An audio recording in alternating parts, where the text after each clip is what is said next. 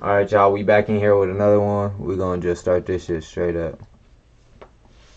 Hold on, we gotta. Wow. It seemed at this point, having faced virtually no consequences personally for the killing of King Von, Quando Rondo was getting more and more confident, insulting Von and DURK in his music, and capitalizing on the situation. However, all of this was going on whilst his main shooter and protector, the man who had taken Von's life to protect Quando in the first place, Lil Tim, was still behind bars. After being arrested the morning after the Von killing, Tim spent months locked up waiting for an update on his case. And during this period, Lil Tim would call him from jail, waiting on that, and ask him to be sent money. Hey, Tim.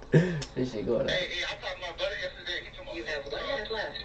Yeah, I'm about to call back, but he said, bro, when you call home, it's not rated, my other buddy, when you call home, bro, tell them folks you want 100. And while Lil Tim is locked up, Quando would post support for Tim online, saying that he would rather say free Tim than RIP, indicating that he's still facing legal consequences for the shooting of Von. As the months went by, pictures of Tim in jail would circulate online. A January 2021 image showed Lil Tim using a jail phone and smiling with his diamond grill shining. Eventually, Lil Tim would be released on bail, with Jump Out Gang Black and Lil Pab celebrating the release of their 33rd Street brother on Instagram and Twitter. Then, on March the 27th, 2021, Lil Tim's name would begin trending on Twitter as news of his release on bail spreads, with Quando even posting on Instagram, "God is home."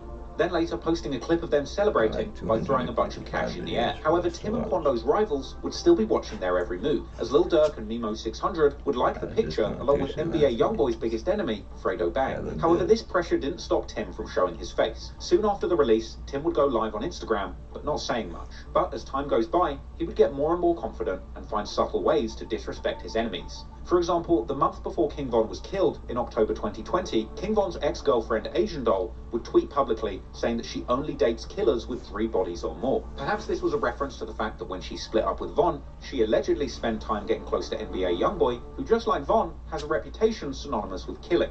And since we all know that Asian Doll loves to date killers, after being released, Lil Tim would hop on social media and shoot his shot, saying openly, "Somebody tell Asian Doll I want her. I heard she only likes killers." The following month, on April the 12th, 2021, Quando posts on Instagram that he has bought matching iced out Cartier watches for him and Tim. This is perhaps a reference to earlier lyrics and tweets where Quando raps that he will give a Rolex to anybody who kills an op, with Lil Tim tweeting back saying that he wants to find out if this is true. But anyway, despite all of the apparent disrespect coming out of 33rd Street, eventually Quando Rondo would break his silence about his involvement in the situation that claimed Von's life. In an extended interview with Angela Yee speaking on the situation, Quando would break down the events in a much more respectful tone than his earlier song, with Quando saying that before the fight broke out, he thought King Von's entourage were a group of regular people, and saying that he was just trying to let them walk past casually, being surprised when he was suddenly sucker punched by Von. Like, I'm thinking it's some regular individuals. If I would have just tried to walk through them, next thing you know, it hit me.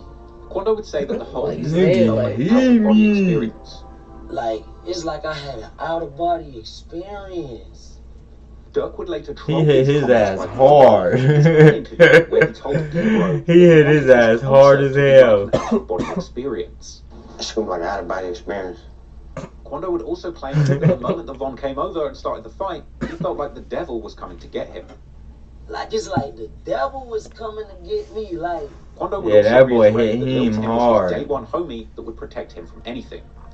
one thing about it, he gonna protect me with anything, which anybody should do. Right. He would also say that he prayed when those gunshots were going off. Lord, please let me make it home. It's like everything went back normal. I look up and I see my partner on the ground. You feel me? Shot up. And Quando was adamant that he didn't even know that it was King Von he'd been fighting with until the next day. This is on did not know someone hit neighborhood you. Who crook, hit you? y'all. I did not know that was him till the next day. I'm like, I don't want to say, because I know dude just dropped the tape. Like, was they trying to do something to me? Like, just boost him up or like, what? I don't, You man. just don't know where. You just don't know where I it don't came have from. a You have no clue. idea. Despite this attempt at a diplomatic interview, it would seem that the damage had already been done. Having spent months mocking King Von after his death and making light of a supposed $1 million bounty on his head, Quando Rondo would remain in danger. And from here, he would have to defend himself against a wave of attempts on his life, as those people who loved King Von would seemingly be on the hunt, state to state, with just one objective in mind: slide for Von. That's crazy.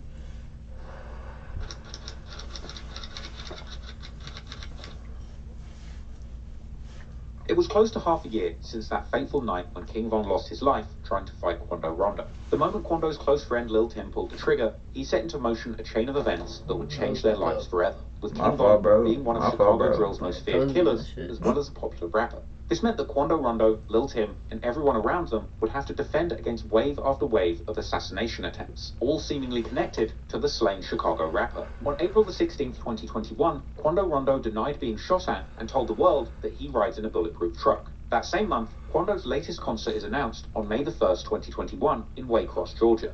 After having his previous shows that were scheduled just weeks after Von's death cancelled, Quando was eager to show his fans, ops, and the world at large that he could travel the country and perform without incident. However, unfortunately for Quando, that simply wasn't true. On May the 1st, 2021, Quando Rondo plays the very show that he was booked to perform at in Waycross, Georgia. And here he's seen playing to an empty venue, complaining to the crowd that his shows are usually bigger than this. With Quando addressing the fans and still That's out, empty. despite That was the like turnout. 50 people in there. Not even. Man, my show was really, really funny. Well, besides them, they look back in the neighborhood.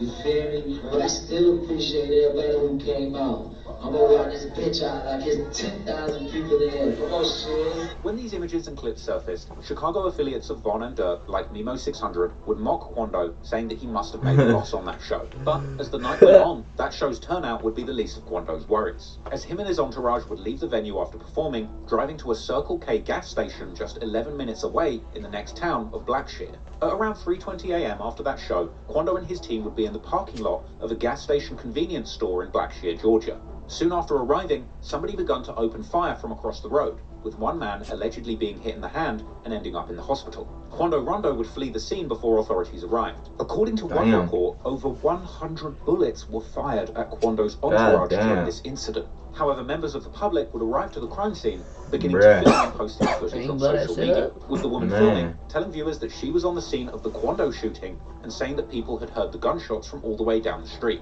And she would even walk right up to bullet markers where the shell casings had apparently been fired from, all the way up the street. Oh my God, it is Quando, y'all. It's got to be. They talking about it was the rapper that performed at the Vibe, at the club. They talking about it was Quando. At the club, it was Quando. I'm like, damn, how the fuck you know? Look at all them bullets. Yeah, they got them picking up bullets. It was unclear who exactly was responsible for the shooting. Quando's ops from Savannah, the gang S8K, or the Section 8 kids, would post seemingly referencing the incident, with a caption saying "Get Back Gang," which, if you didn't know, is actually another name for King Von's gang, along with audio from Lil Durk's song Hellcats and Trackhawks, that earlier song where Durk says that he's looking to catch somebody lacking at their show. Now, it's unclear whether S8K members were taking direct responsibility for the incident, or simply celebrating a hit sent from Lil Durk or Von's crew, Get Back Gang. However, a black disciple from Georgia seemingly claimed responsibility for this hit on social media, leading people to believe once again that this was a hit affiliated with Lil Durk, naturally due to his extensive affiliations with the Black Disciples street gang, of which King Von was indeed a prominent member. Lil Pab also tweeted after this incident, brushing off the shooting and telling his ops to enjoy life and not let one person stress them out so much, and going on to post a picture of himself alive and well the following day. Quando would seemingly address the threats against his life in a later interview, also brushing off the danger and saying that he doesn't care about death threats because he's always armed. Death threat all you want to, man, but that's just some words, man. Do be an action. Right. You feel me? I'm going home to my daughter. Right. And if I didn't, God called me. Right.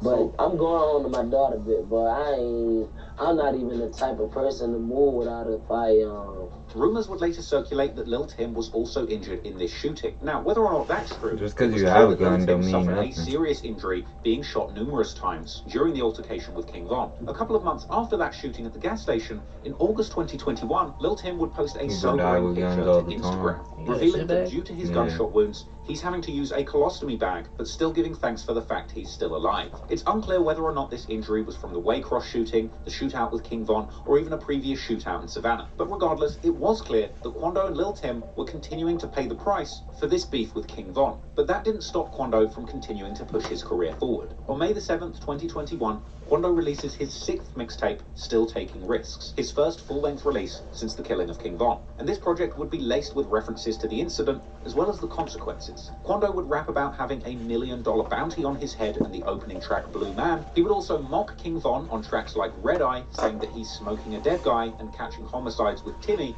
There's also a line on that track where he says that he's signed to NBA and rapping, "If he loves that girl, make sure he never sees her again." Seemingly a reference to King Von essentially dying as a result of his girlfriend Asian Doll, creating a love triangle between Von and Youngboy. With Quando going on to disrespect King Von's crew Get Back Gang, saying there ain't no get backs. Quando also says that he has shooters doing murders for only $1,500, and that he wants to kill all of his ops one by one until he gets to the top dog. Perhaps another reference to a desire to take out Lil Durk, as he depicted in his music video for the song Soul Reaper. And Quando even ends this song by mocking Lil Durk for linking up with Youngboy's enemies like Fredo Bang, as well as saying that Lil Tim got out of jail and got straight back to shooting. Even mocking Von, saying that Timmy busted Von's head because he got caught without his gun. There's also the song Drop Some, where Quando reiterates that he didn't even realize that it was a beef with Von the night he got shot, and saying that he has bullets for a wrestler, another reference to Von trying to fight the night he got killed. Quando also raps saying that his young'un is quick to make a rapper bleed. Elsewhere on the track Devil on My Shoulder, he shouts out Timmy, saying he will shoot for him.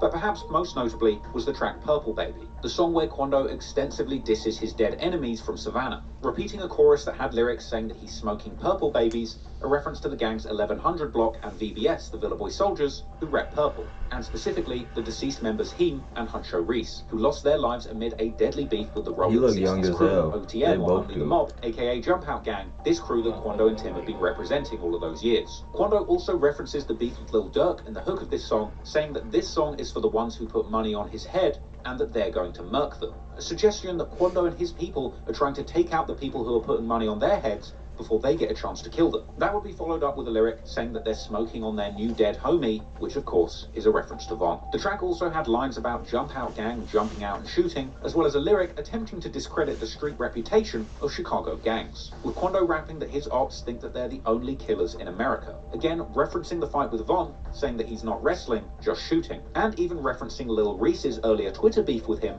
saying his ops wanted smoke until he killed their friend, ultimately ending the song saying all he smokes is dead ops and free Lil Tim. Elsewhere on the song OK, Quando says that the night Von died made him sick, and reflecting on the trauma of seeing his friend Timmy split open after being shot. On the track Still Doing Wrong, he says that they had no choice but to kill Von, but to this day, he still doesn't know what he did to upset him. And then finally, on the track Stand On It, Quando would taunt Lil Durk and the Chicago rappers, who keep saying that they're going to kill him, saying that they better stand on that statement, mocking his rivals and questioning why they think they're the only shooters out here, introducing his team of shooters as Jump Out Gang and saying that they're the ones who put people on the news. Still Taking Risks was a bold project from Quando Rondo that made a big statement. And in spite of the shooting after his concert in Waycross, Quando was still planning on disrespecting his enemies. And Quando wasn't the only one who wasn't scared of the Chicago hitters hell-bent on taking them out, because Lil Tim would also share the same sentiment. Quando went live on the 8th of May 2021 with Lil Tim expressing frustration at their ops and saying that they're smoking Purple Baby and other ops, and saying that people are trying to blackball them from the music industry. I can't sleep at night. Man, these nightmares, they eat me up. You know, real purple babies for real, man. I start smoking more black babies around this bitch, guys. You know, I got that's at the house with me, baby. I got a purple baby. I went no bags. Hey. They got the Man, bags made and all. That's crazy. Gotta get up. No, boy, they cannot get that big straight up in it, bit, bro. I'm telling you, boy, I ever get one, they let me get that big bag. These folks really don't want to be in the industry. So now I'm about to come boom rushing through this. Gotta kick the door in. Come on, man. But act like they don't like me. Yeah, 4th of July. Quando even says that him and Lil Tim are going to drop a mixtape together. Should have put me on that. That me and Lil Tim about to drop a tape and we ain't about to do no copy at all. Mother, it's up. It's up.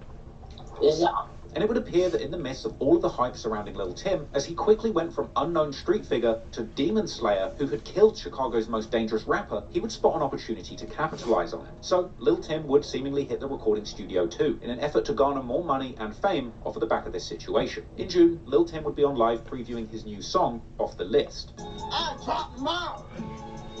I dropped them out. Man, let me let y'all hear some. Man, since y'all got me turned up like that. Off the list. Put that thing down. Bitch, I don't miss. Now, this wasn't Lil Tim's first go at rapping. He had dropped snippets of songs all the way back in September before this whole beef popped off. But now that Lil Tim was known the world over as the man who had killed Chicago's most famous, self-proclaimed demon, he might just have a shot at getting famous off the back of this killing, just like King Von got famous, rapping about all the people that he had supposedly killed. People, it's happened again. Another No Jumper host has been arrested.